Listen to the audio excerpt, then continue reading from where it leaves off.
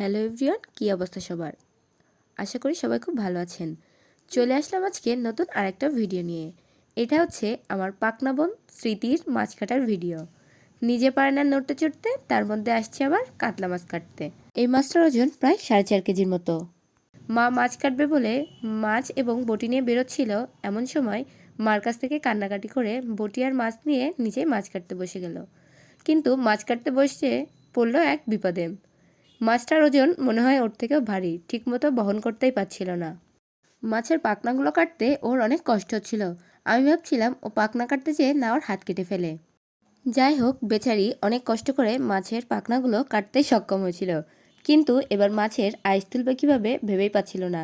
তো আমি ওকে একটু সাহায্য করলাম। মাছের আইস তুলতে ওকে আমি একটা মাছের আইস তোলা দিলাম। মাছের আইস তুলাটা ব্যবহার করে ও খুব সহজেই মাছের দুই পাশের আইসগুলো তুলে ফেলল। কিন্তু আমি ওকে সাহায্য করেছিলাম, ওকে আমার একটা ধন্যবাদ দেওয়া উচিত ছিল। কিন্তু ও আমাকে ধন্যবাদ তো দূরের কথা, আমাকে কিছুই বলেনি।